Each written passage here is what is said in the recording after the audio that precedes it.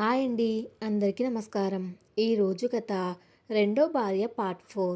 ఇక కథలోకి వెళితే, కంగ్రాచులేషన్స్ పాల్గొని గారు, you are 6 weeks pregnant. Lady doctor note నుంచి వచ్చిన ఆ ఒక్క వాక్యం ఆసుపత్రి గదిలోని గాలిని సైతం స్తంభింపజేసింది. ఆ మాటలు పాల్గొని చెవుల్లో అమృతంలా, ఒక దైవవాక్కులా ప్రతిధ్వనించాయి. 10 సంవత్సరాలు, 3650 రోజులు, ప్రతిరోజు ఎన్నో గుళ్ళమెట్లు ఎక్కి, ఎందరో దేవుళ్లకు మొక్కుకుని, అత్తగారి సూటిపోటి మాటలు భరించి, భర్త చేతిలో గొడ్రాలు అన్న ముద్ర వేయించుకొని, రోడ్డున పడిన ఒక అభాగ్యురాలికి దేవుడు ఇచ్చిన అతిపెద్ద బహుమతి ఇది. పాల్గొని కళ్ళు నమ్మశక్యం కాని ఆశ్చర్యంతో విప్పార్చుకున్నాయి. ఆమె చేతులు అప్రయత్నంగా తన పొత్తి కడుపు మీదకు వెళ్ళాయి. డాక్టర్, మీరు నిజమే చెబుతున్నారా? నాకు బిడ్డ పుడుతోందా? వణుకుతున్న గొంతుతో కళ్ళెంబడి ధారగా నీళ్లు కారుతుండగా అడిగింది పాల్గొని. అవును పాల్గొని గారు, 100కి 100 పాలు నిజం. మీ కడుపులో ఒక చిన్నారి ప్రాణం పోసుకుంటుంది. బేబీ చాలా హెల్తీగా ఉంది. కాకపోతే మీరు విపరీతమైన స్ట్రెస్ తీసుకుంటున్నారు. అందుకే ఈ కళ్ళు తిరగడం, నీరసం. ఇకపై మీరు చాలా జాగ్రత్తగా ఉండాలి అని నవ్వుతూ చెప్పింది డాక్టర్. బయటకు వెళ్ళిపోయింది. డాక్టర్ వెళ్ళగానే ఆ గదిలో విక్రమ్, పాల్గొని మాత్రమే మిగిలారు. విక్రమ్కి ఇంకా మతి స్థిమితం రాలేదు. అతను నిలువెల్లా వణుకుతున్నాడు. తాను ఒక బిడ్డకు తండ్రిని కాబోతున్నానన్న ఆనందం ఒకవైపు, ఇన్నాళ్ళు పిల్లలు పుట్టరని సమాజం చేత వెలివేయబడిన తన భార్యకు మాతృత్వపు అదృష్టం దక్కిందన్న ఉద్వేగం ఇంకోవైపు అతన్ని ఉక్కిరి బిక్కిరి చేస్తున్నాయి. అంతకంటే ముఖ్యంగా ఈ నిజం ఒక అతిపెద్ద నిజాన్ని బట్టబయలు చేసింది. 10 ఏళ్లుగా పిల్లలు పుట్టకపోవడానికి కారణం పాల్గొని కాదు, ఆదిత్య. లోపం ఆదిత్యలో ఉంచుకొని అహంకారంతో 10 ఏళ్లు ఈ అమాయకురాలిని హింసించాడు. తప్పు తనలో పెట్టుకొని ఒక నిస్వార్థమైన ఆడదాన్ని జీవితం నుండి గెంటేశాడు. దేవుడు ఎంత గొప్పవాడో విక్రమ్కి ఇప్పుడు అర్థమైంది. పాల్గొనికి ఉన్న ఆ గొడ్రాలు అనే మచ్చను ఆమె కొత్త జీవితంలో తన ప్రేమకు సాక్ష్యంగా తుడిచేశాడు. విక్రమ్ నెమ్మదిగా బెడ్ మీద కూర్చున్నాడు. కన్నీళ్లతో ఉన్న పాల్గొని ముఖాన్ని తన 2 చేతుల్లోకి తీసుకున్నాడు. ఇన్నాళ్లుగా అతను ధరించిన కఠినత్వం అనే ముసుగు పూర్తిగా తొలగిపోయింది. ఆ కళ్ళల్లో ఇప్పుడు కేవలం అనంతమైన ప్రేమ, ఆరాధన మాత్రమే ఉన్నాయి. పాల్గొని అని పిలుస్తూ విక్రమ్ గొంతు పూడుకుపోయింది. అతను ఇక తన భావాలను ఆపుకోలేకపోయాడు. చిన్న పిల్లాడిలా ఆమె భుజం మీద తల వాల్చి బోరున ఏడ్చాడు. పాల్గొని ఆశ్చర్యంతో అతని తల నిమిరింది. విక్రమ్, ఏమైంది? ఎందుకు ఏడుస్తున్నారు అని అడిగింది. విక్రమ్ తల పైకెత్తి ఆమె కళ్ళల్లోకి చూస్తూ కన్నీళ్లు తుడుచుకున్నాడు. నన్ను క్షమించు పాల్గొని, నన్ను క్షమించు. ఇన్ని రోజులు నేను నీతో కఠినంగా ప్రవర్తించింది నా ఇష్టపూర్వకంగా కాదు, నీ మీద కోపంతో కాదు. నిన్ను నాకు దూరం చేసుకోవాలన్న పిచ్చి ఆలోచనతో ఆడిన నాటకం అది. పాల్గొని ఆశ్చర్యపోయింది. నాటకమా? ఎందుకు విక్రమ్? నేనంటే ఇష్టం లేకనా? పిచ్చిదానా, ప్రాణంగా ప్రేమించే నిన్ను దూరం పెట్టడం నాకెంత నరకమో నీకు తెలియదు. ఆ రోజు రాత్రి ఉరుములు మెరుపుల మధ్య నిన్ను గుండెలకు హత్తుకున్నప్పుడే నీ మీద నా ప్రేమను చెప్పాలనుకున్నాను. కానీ ఆ ఫోన్ కాల్ మన జీవితాల్లో మళ్ళీ చిచ్చు పెట్టింది అంటూ ఆ రోజు ఉదయం కేఫ్లో కనకదుర్గతో జరిగిన సంభాషణ మొత్తాన్ని పూసగుచ్చినట్లు చెప్పాడు విక్రమ్. కనకదుర్గ గారు చెప్పిన మాటలు నా మనసులో అనుమానం రేగెత్తించాయి. పాల్గొని, నీకింకా ఆదిత్య మీద ప్రేమ ఉందేమో. 10 ఏళ్లు అతనితో గడిపిన నువ్వు నాతో కేవలం నా మీద ఉన్న జాలితోనో, లేదా ఒక ఆశ్రయం కోసమో ఉంటున్నావేమో అని భయపడ్డాను. నా స్వార్థం కోసం నిన్ను ఇక్కడ బంధించడం ఇష్టం లేక, నువ్వే విసిగిపోయి ఆదిత్య దగ్గరికి వెళ్ళిపోయి సంతోషంగా ఉంటావన్న పిచ్చి ఆలోచనతో అలా కఠినంగా నటించాను. నిన్ను బాధపెట్టి నేను ప్రతి క్షణం చచ్చాను పాల్గొని. కానీ నువ్వు ఎంతటి దేవతవో ఈరోజు నిరూపించుకున్నావు. నా ప్రేమను నీ కడుపులో మోస్తూ నా జీవితానికి పరిపూర్ణతనిచ్చావు అంటూ ఆమె చేతులకు పదే పదే ముద్దులు పెట్టాడు విక్రమ్. విక్రమ్ చెప్పిన నిజం విన్నాక పాల్గొని గుండె బరువెక్కింది. కనకదుర్గ ఎంత కుటిలమైనదో, తన స్వార్థం కోసం ఎంతటి పన్నాగం పన్నిందో ఆమెకు అర్థమైంది. అదే సమయంలో విక్రమ్ తన మీద ఎంత స్వచ్ఛమైన ప్రేమను పెంచుకున్నాడో తెలిసి ఆమె మనసు గాలిలో తేలిపోయింది. మీకు ఎంత పిచ్చి విక్రమ్! నా గతం ఒక బూడిద. ఆదిత్య నన్ను వదిలేసిన రోజే నాలోని ప్రేమ చచ్చిపోయింది. నా జీవితానికి ఊపిరి పోసింది మీరు. నాకు మాతృత్వాన్ని పరిచయం చేసిన దేవుడు మీరు. మీరు నన్ను దూరం పెడుతుంటే నేను ఎంత నరకం అనుభవించానో తెలుసా? మీ ప్రేమ లేకపోతే ఈ జన్మకు అర్థమే లేదు విక్రమ్ అంటూ ఆమె విక్రమ్ను గట్టిగా హత్తుకుంది. ఇద్దరి కన్నీళ్లు కలిసిపోయాయి. ఆ ఆసుపత్రి గదిలో ఇన్నాళ్లుగా ఉన్న అపార్థాలు, అనుమానాలు, భయాలు అన్నీ తొలగిపోయి వారిద్దరి మధ్య ఒక శాశ్వతమైన పవిత్రమైన బంధం ముడిపడింది. ఆ సాయంత్రం పాల్గొనిని డిశ్చార్జ్ చేసి ఇంటికి తీసుకువచ్చాడు విక్రమ్. కారు దిగగానే ఆమెను నేల మీద నడవనివ్వకుండా తానే స్వయంగా ఎత్తుకొని ఇంట్లోకి తీసుకువెళ్ళాడు. పాల్గొని సిగ్గుతో విక్రమ్ ముఖంలో ముఖం దాచుకుంది. ఇంట్లో నీళ్లు ఆడుకుంటుంది. విక్రమ్ పాల్గొనిని తీసుకురావడం చూడగానే పరిగెత్తుకుంటూ వచ్చింది. అమ్మా, ఏమైంది? ఎక్కడికి వెళ్ళారు అని కంగారుగా అడిగింది నీలు. విక్రమ్ పాల్గొనిని నెమ్మదిగా సోఫాలో కూర్చోబెట్టి నీలును దగ్గరకు తీసుకున్నాడు. కన్నా, నీకు ఒక సర్ప్రైజ్. నువ్వు రోజు దేవుడిని ఒక పాప కావాలి లేదా బాబు కావాలి అని అడుగుతావు కదా. ఇప్పుడు దేవుడు నీ కోరిక విన్నాడు. అమ్మ కడుపులో నీ కోసం ఒక చిన్న తమ్ముడో చెల్లో వస్తున్నారు అని ఎంతో ఆనందంగా చెప్పాడు. ఆ మాట వినగానే 7 ఏళ్ల నీలు ముఖంలో 1000 వోల్ట్ల బల్బు వెలిగినంత ఆనందం కనిపించింది. ఆ చిన్నారి గెంతులు వేస్తూ పాల్గొని దగ్గరికి వెళ్ళింది. తన చిట్టి చేతులతో పాల్గొని కడుపు మీద నెమ్మదిగా చెయ్యి వేసి, అమ్మా, నిజంగానా? లోపల నా తమ్ముడున్నాడా? నేను వాడితో రోజు ఆడుకుంటానమ్మా అంటూ మురిసిపోయింది. పాల్గొని ఆనంద బాష్పాలతో నీలు నుదుటి మీద ముద్దు పెట్టింది. ఆ ఇంట్లో ఇప్పుడు ఆనందం తాండవిస్తోంది. విక్రమ్ పాల్గొనిని కంటికి రెప్పలా చూసుకుంటున్నాడు. ఉదయం లేచినప్పటి నుండి పాలు ఇవ్వడం, పండ్లు రసాలు ఇవ్వడం, ప్రతి చిన్న పనికి ఆమెను కుర్చీలో నుంచి లేవనివ్వకుండా తానే చేయడం ప్రారంభించాడు. పాల్గొనికి దేవుడు 10 ఏళ్ల కష్టానికి వడ్డీతో సహా సంతోషాన్ని తిరిగి ఇస్తున్నాడనిపించింది. కానీ ఈ సంతోషం ఎక్కువ రోజులు నిలబడలేదు. విధి మళ్ళీ తన పంజా విసరడానికి సిద్ధమైంది. పాల్గొని గర్భవతి అన్న వార్త నెమ్మదిగా ఆదిత్య చెవిన పడింది. ఆసుపత్రిలో పనిచేసే కనకదుర్గ దూరపు బంధువు ఒకరు ఈ వార్తను తీసుకువచ్చారు. ఆ వార్త వినగానే ఆదిత్య ఇంట్లో అగ్నిపర్వతం బద్దలయ్యింది.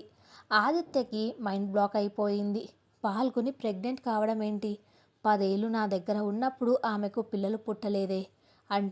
అంటే డాక్టర్లు ఆ రోజు చెప్పినట్లు లోపం నాలోనే ఉందా? ఆదిత్య అహంకారం ముక్కలైపోయింది. 10 ఏళ్లుగా తను గొడ్రాలు అని ఏడిపించిన భార్య ఇంకొకటి దగ్గరికి వెళ్ళి నెలలు తిరగకుండానే గర్భవతి అయిందంటే ఈ సమాజం ముందు తాను నపుంసకుడు అని రుజువైనట్లే కదా. ఆదిత్యకు అవమానంతో రక్తం మరిగిపోయింది. కనకదుర్గ పరిస్థితి మరీ దారుణంగా ఉంది. ఆమెకు తన కొడుకు లోపం కన్నా తన ఇంటికి వారసుడు లేడన్న బాధే ఎక్కువగా ఉంది. శృతి ఎలాగో కడుపుతోనే వదిలేసి వెళ్ళిపోయింది. తన ఇంటి వశాంకురం వేరే ఇంట్లో పెరుగుతుందన్న ఆక్రోశం ఆమెను దహించి వేస్తుంది. అప్పుడే ఆమె కుటిల బుర్రలో ఒక భయంకరమైన ఆలోచన మెదిలింది. పాల్గొని విక్రమ్ను పెళ్లి చేసుకుని 6 నెలలే అవుతుంది. కానీ వాళ్ళు విడాకులు తీసుకున్న సమయానికి ఈ పెళ్లికి మధ్య ఉన్న గ్యాప్ చాలా తక్కువ. చట్టం ప్రకారం విడాకులు తీసుకున్న 10 నెలలలోపు పుట్టే బిడ్డ మొదటి భర్తకే చెందుతాడు కదా. పాల్గొని కడుపులో ఉన్నది ఆదిత్య బిడ్డే అని మనం నమ్మించగలిగితే ఆ బిడ్డ మన సొంతం అవుతాడు, మన ఆస్తికి వారసుడు దొరుకుతాడు అని తన మనసులో విషపు ప్లాన్ వేసుకుంది కనకదుర్గ.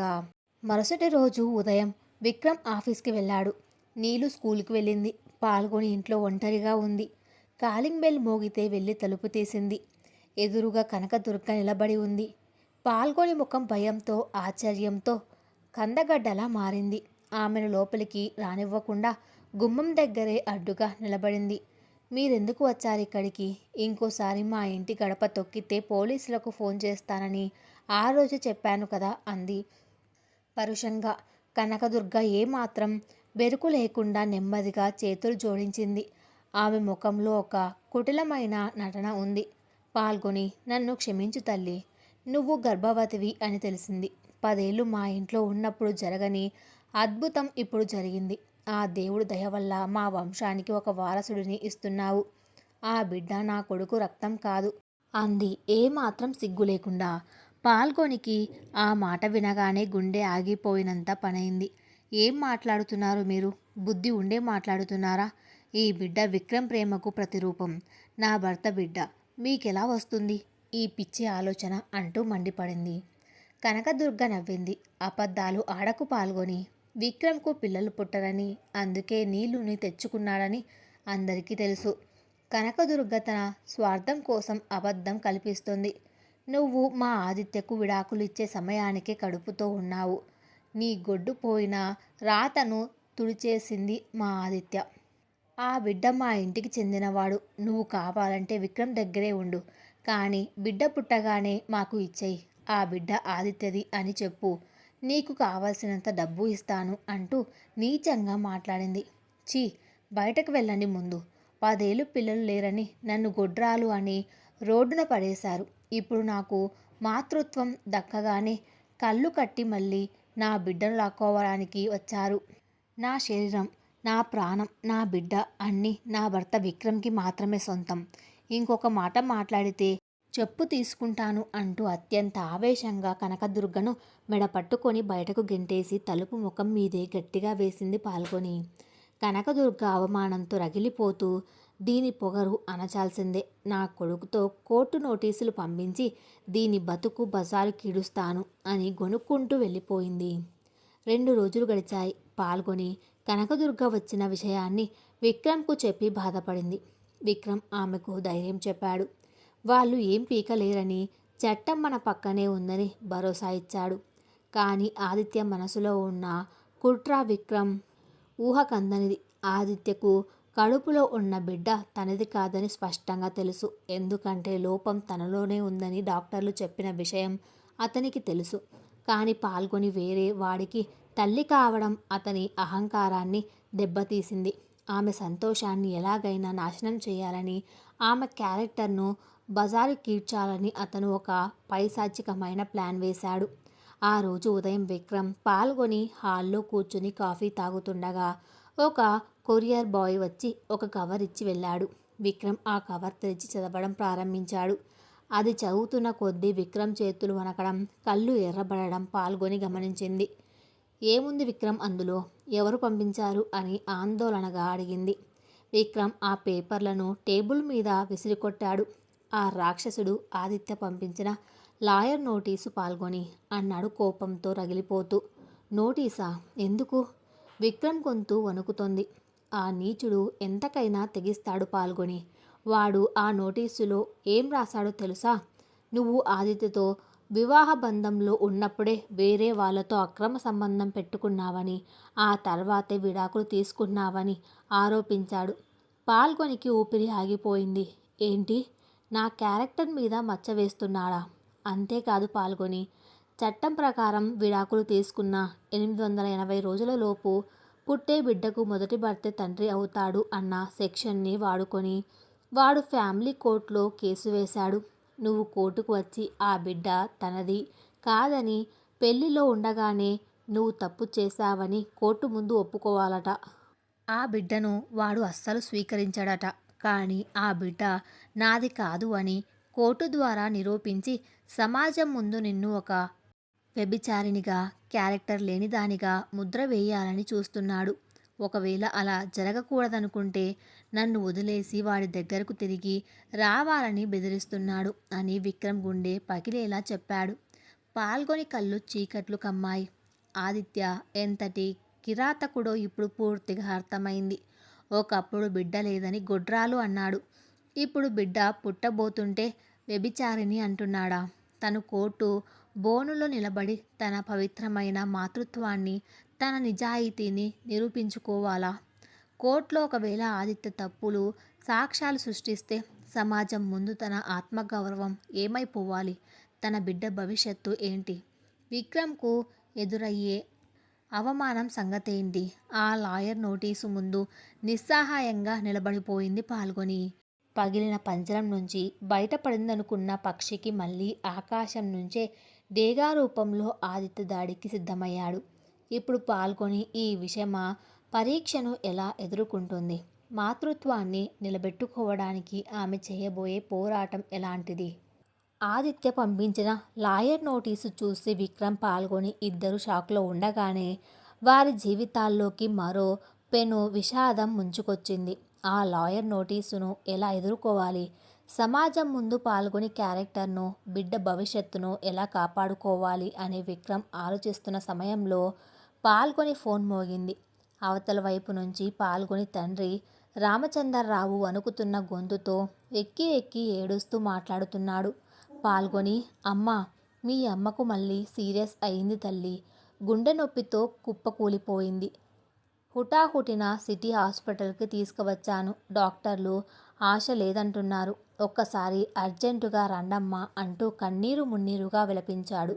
ఆ మాట వినగానే లాయర్ నోటీసు తాలూకు భయం, ఆదిత్య కుట్ర అన్నీ పాల్గొని మెదడులో నుంచి తుడిచిపెట్టుకుపోయాయి. నాన్న, అమ్మకు ఏమైంది నాన్న అంటూ ఫోన్ చేతిలో నుంచి జారిపోగా అక్కడే నేల మీద కుప్పకూలిపోయింది పాల్గొని. విక్రమ్ వెంటనే ఫోన్ తీసుకుని రామచంద్రరావుతో మాట్లాడి పరిస్థితి అర్థం చేసుకున్నాడు. ఒక్క క్షణం కూడా ఆలస్యం చేయకుండా ఏడుస్తున్న పాల్గొనిని పట్టుకొని కారులో ఆసుపత్రికి బయలుదేరాడు. దారి పొడవునా పాల్గొని కన్నీళ్లు ఆపలేకపోతోంది. నాకు విడాకులు అయినప్పటి నుంచి అమ్మ నా గురించి ఆలోచిస్తూ కుమిలిపోయింది విక్రమ్.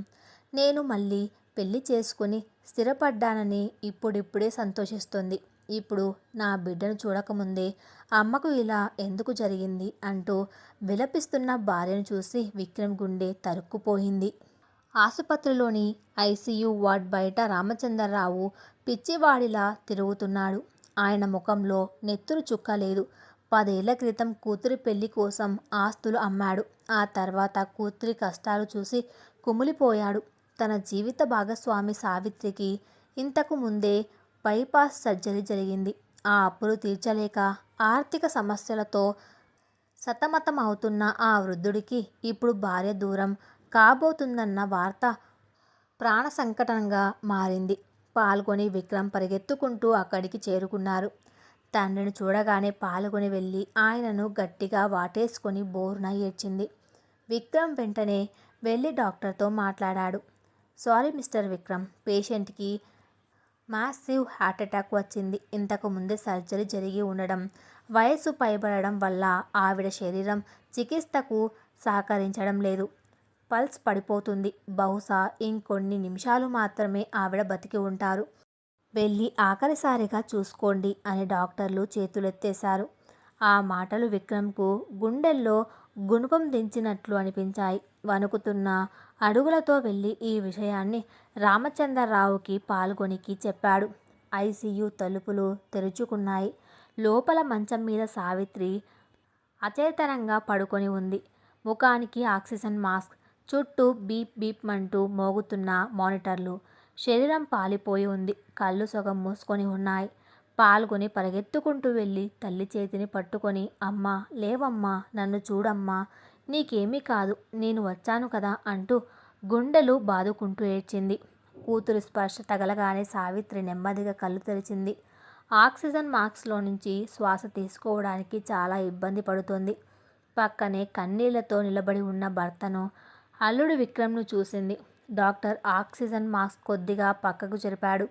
ఆమెకు మాట్లాడాలని ఉందని గమనించి. సావిత్రి వణుకుతున్న చేతులతో పాల్గొని ముఖాన్ని నిమిరింది. కూతురి కన్నీళ్లను తన బలహీనమైన వేళ్లతో తుడిచింది. ఏడవకమ్మా, నాకేం కాదు అంటూ అతి కష్టం మీద మాటలు కూడగట్టుకుంది. ఆమె కళ్ళు ఆ తర్వాత విక్రమ్ వైపు మళ్ళాయి. విక్రమ్ వెళ్ళి సావిత్రి మరో చేతిని తన 2 చేతుల్లోకి తీసుకున్నాడు. విక్రమ్ బాబు, నా బిడ్డకు ఒక జీవితాన్ని ఇచ్చావు. చీకట్లో ఉన్న నా తల్లికి వెలుగు చూపించావు. నీ రుణాన్ని నేను ఏ జన్మలోనూ తీర్చుకోలేను నాయనా. నా బిడ్డకు ఇక నువ్వే అండ అంటూ కన్నీళ్లు పెట్టుకుంది సావిత్రమ్మ. అలా అనకండి అత్తయ్య. మీ బిడ్డ నా ఇల్లాలు. నా ప్రాణం ఉన్నంత వరకు తన కంటి నుంచి ఒక్క కన్నీటి చుక్క కూడా రానివ్వను. మీరు ధైర్యంగా ఉండండి, మీకేమీ కాదు అని విక్రమ్ ఆమెకు ధైర్యం చెప్పడానికి ప్రయత్నించాడు. సావిత్రి నెమ్మదిగా చేదుగా నవ్వింది. తన సమయం ఆసన్నమైందని ఆమెకు తెలుసు. మళ్ళీ తన చూపులను పాల్గొని వైపు తిప్పింది. పాల్గొని ఎత్తు కడుపు మీద నెమ్మదిగా చెయ్యి వేసింది. నువ్వు తల్లివి కాబోతున్నావన్న వార్త నాకు కొత్త ప్రాణాన్ని ఇస్తుందనుకున్నాను తల్లి. కానీ దేవుడి పిలుపు వచ్చేసింది. నేను వెళ్ళిపోతున్నాను. లేదమ్మా, నువ్వు వెళ్ళకూడదు. నా బిడ్డను నువ్వు ఎత్తుకోవాలమ్మా. నువ్వు లేకుండా నేను ఎలా బతకాలి? పాల్గొని రోదన ఆ ఐసీయూ గదినంతటిని శోక సముద్రంలో ముంచేసింది. సావిత్రి తన సర్వశక్తులను కూడదీసుకొని కూతురి కళ్ళలోకి సూటిగా చూసింది. ఆమె గొంతులో అంతులోని వాత్సల్యం, ఒక తల్లి తీరని ఆరాటం వినిపించాయి. పాల్గొని, నేను బతికినంతకాలం నీకు మంచి జీవితం కావాలని కోరుకున్నానమ్మా. 10 ఏళ్ళు నువ్వు పడిన నరకం చూసి ప్రతి క్షణం చచ్చాను. ఇప్పుడు నీకు ఒక దేవుడు లాంటి భర్త దొరికాడు. నిన్ను అమ్మ అని పిలిచే బిడ్డలు ఉన్నారు. నా ప్రార్థన ఫలించింది. ఇక నాకు ఏ ఆశ లేదు తల్లి. నువ్వు సంతోషంగా ఉండాలి. అదే నా ఆఖరి కోరిక. ఆ మాటలు పూర్తి కాగానే సావిత్రి కళ్ళు నెమ్మదిగా మూసుకున్నాయి. పక్కన ఉన్న మానిటర్లో ఎగుడు దిగుడుగా వెళ్తున్న గీత ఒక్కసారిగా స్ట్రైట్ లైన్గా మారిపోయింది. బీప్ అని ఒకే ఒక్క నిరంతర శబ్దం ఆ గదిలో మారుమోగింది. సావిత్రి ప్రాణాలు అనంత వాయువుల్లో కలిసిపోయాయి.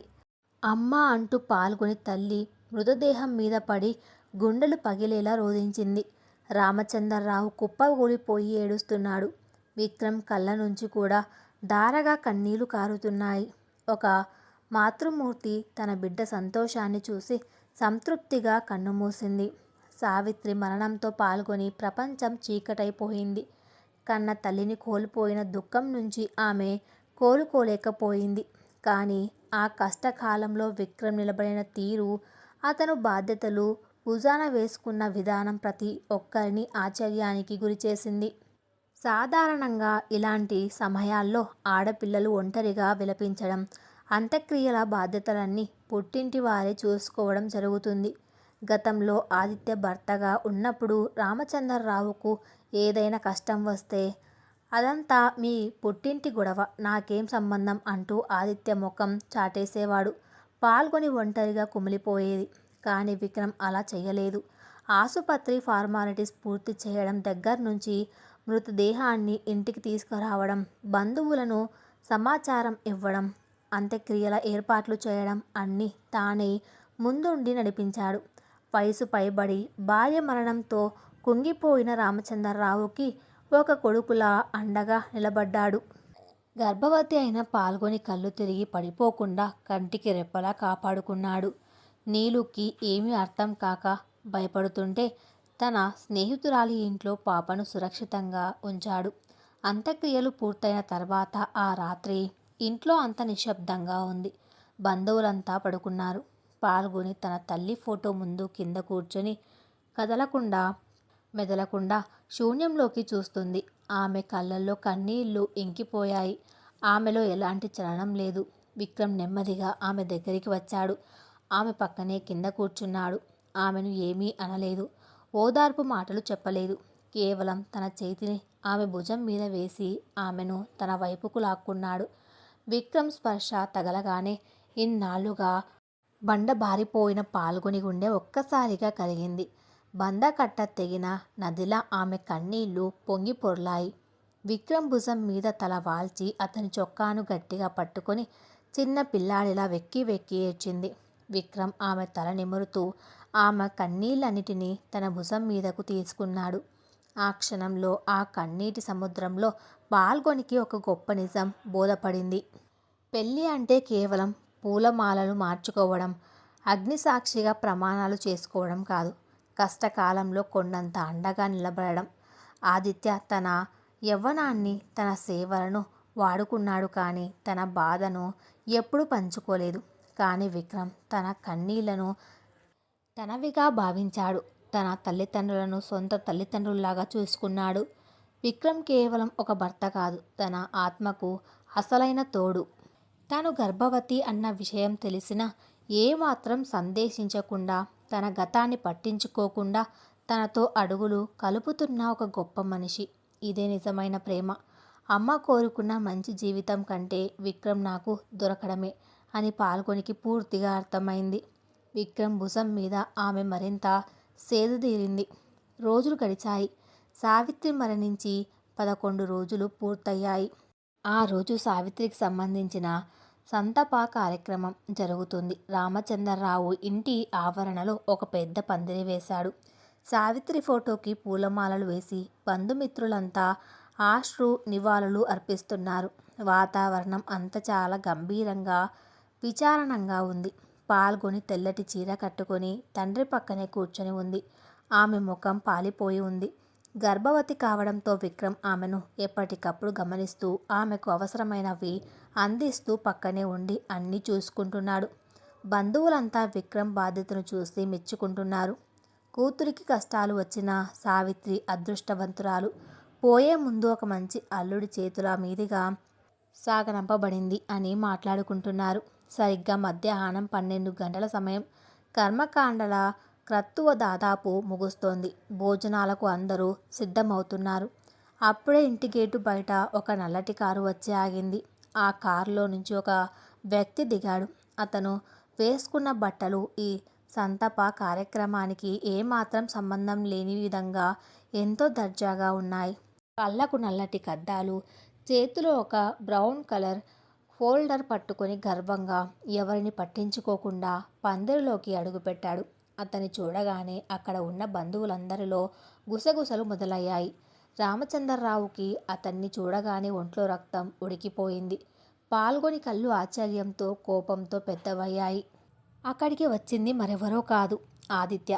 10 ఏళ్ల పాటు తన ఇంటి అల్లుడుగా ఉండి తన కూతురి జీవితాన్ని నాశనం చేసి ఒక గొడ్రాలిగా ముద్ర వేసి గెంటేసిన ఆ కిరాతకుడు.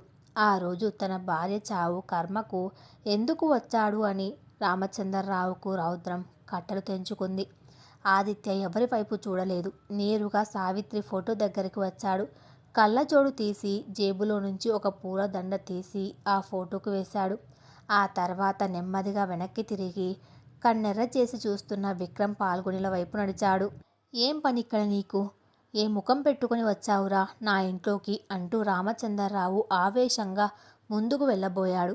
విక్రమ్ వెంటనే మామగారిని ఆపి తన ముందుకు వెళ్ళాడు. ఎందుకు వచ్చారు మిస్టర్ ఆదిత్య? ఇది ఒక సంతాప కార్యక్రమం. ఇక్కడ మీరు సృష్టించడానికి ఏ నాటకాలు లేవు. దయచేసి వెళ్ళిపోండి అన్నాడు విక్రమ్ గంభీరంగా, కోపాన్ని అణుచుకుంటూ. ఆదిత్య పెదవులపై ఒక వక్రమైన చిరునవ్వు వెలసింది. అక్కడ ఉన్న 100 మంది బంధువుల వైపు ఒక్కసారిగా చూశాడు. తర్వాత విక్రమ్ కళ్ళలోకి సూటిగా చూస్తూ తన చేతిలో ఉన్న బ్రౌన్ ఫోల్డర్ను విక్రమ్ ముఖం మీదకు విసిరాడు. నేను నాటకాలు ఆడడానికి రాలేదు విక్రమ్, నిజాలు తేల్చడానికి వచ్చాను. మీ శోకంలో పడి నేను పంపిన లాయర్ నోటీసును బహుశా మీరు లైట్ తీసుకున్నట్లున్నారు. అందుకే నేనే స్వయంగా ఆధారాలతో సహా వచ్చాను. పాల్గొని గుండె వేగంగా కొట్టుకోవడం ప్రారంభించింది. లాయర్ నోటీసులో ఆదిత్య ఏమని బెదిరించాడో ఆమెకు గుర్తుంది. తన బిడ్డ తనది కాదని నిరూపించి తనను బజారు కీడుస్తానని అన్నాడు. ఇప్పుడు బంధువులందరి ముందు అదే నాటకం ఆడుతున్నాడా? ఏమిటిది? విక్రమ్ ఆ ఫోల్డర్ను కింద పడకుండా పట్టుకొని అడిగాడు. ఆదిత్య గొంతు పెంచి బంధువులందరికీ వినిపించేలా స్పష్టంగా అన్నాడు. ఇది నీకు పాల్గొనికి విడాకుల నోటీసు విక్రమ్. లేదు, స్పష్టంగా చెప్పాలంటే మీ పెళ్లి చెల్లదని నిరూపించే కోర్టు ఆర్డర్ కాపీ. ఆ మాటలు వినగానే పందిరిలో ఉన్న బంధువులందరూ ఒక్కసారిగా నిశ్శబ్దమైపోయారు. పాల్గొనికి తల గిర్రున తిరిగినట్లు అనిపించింది. విక్రమ్ ముఖం కోపంతో ఎర్రబడింది. ఏం మాట్లాడుతున్నావు నువ్వు? మా పెళ్లి చట్టబద్ధంగా జరిగింది. దానికి విడాకుల నోటీసు ఇవ్వడానికి నువ్వెవరు అంటూ గర్జించాడు విక్రమ్. ఆదిత్య నవ్వుతూ ఆ ఫోల్డర్లోని పేపర్లను చూపించాడు. నువ్వు చట్టం సరిగ్గా చదువుకోలేదు విక్రమ్. హిందూ వివాహ చట్ట ప్రకారం ఒక మహిళ తన మొదటి భర్తకు విడాకులు ఇచ్చిన తర్వాత కనీసం 6 నెలల పాటు రెండో పెళ్లి చేసుకోకూడదు. కానీ పాల్గొని నాకు విడాకులు ఇచ్చిన కేవలం నెల రోజులకే నిన్ను పెళ్లి చేసుకుంది. దానికి తోడు అతి ముఖ్యమైన విషయం ఏమిటంటే ఆదిత్య కొద్దిగా ఆగి పాల్గొని వైపు అత్యంత నీచమైన చూపు చూశాడు. పాల్గొని ఇప్పుడు 2 నెలల గర్భవతి. అంటే ఆమె నాకు చట్టబద్ధంగా భార్యగా ఉన్నప్పుడే, నా ఇంట్లో ఉన్నప్పుడే నీతో అక్రమ సంబంధం పెట్టుకొని గర్భం దాల్చింది. తన కడుపులో పెరుగుతున్నది నా బిడ్డ కాదు. ఆమె నా భార్యగా ఉన్నప్పుడే ఈ తప్పు చేసింది కాబట్టి మా విడాకులు కూడా చెల్లవు. కాబట్టి మీ ఇద్దరి పెళ్ళి లీగల్గా చెల్లదు. పాల్గొని ఇప్పటికీ నా భార్యే. ఆమె చేసిన ఈ వ్యభిచారానికి నేను ఆమెను కోర్టు లాగుతున్నాను. అందుకే మీ అక్రమ పెళ్లికి ఇది ముగింపు నోటీసు అని పెద్ద బాంబు పేల్చాడు. బంధువులందరూ ఒక్కసారిగా ఉలిక్కిపడ్డారు. అందరి చూపులు పాల్గొని వైపు, ఆమె కడుపు వైపు మళ్ళాయి. గుసగుసలు మొదలయ్యాయి. ఏంటి పాల్గొనికి గర్భమా? ఆదిత్యతో ఉన్నప్పుడే తప్పు చేసిందా? అందుకే వాళ్ళిద్దరూ విడిపోయారా? అంటూ రకరకాల మాటలు బంధువుల నోటి నుంచి రావడం మొదలయ్యాయి. పాల్గొనికి భూమి బద్దలై అందులో తాను సమాధి అయిపోతే బాగుండనిపించింది. ఒక ఆడదానికి ప్రాణాల కంటే పరువు ముఖ్యం. కన్న తల్లి చనిపోయిన కర్మకాండల రోజున 100 మంది బంధువుల ముందు తన క్యారెక్టర్ మీద, తన పవిత్రమైన మాతృత్వం మీద ఇంతటి నీచమైన నింద వేస్తాడా? 10 ఏళ్ళు ఒక గొడ్రాలిగా ఏడిపించింది చాలక ఇప్పుడు తన కడుపులో ఉన్న విక్రమ్ బిడ్డకు వేరే రంగు పులిమి తనను వేశ్యగా నిలబెడుతున్నాడా?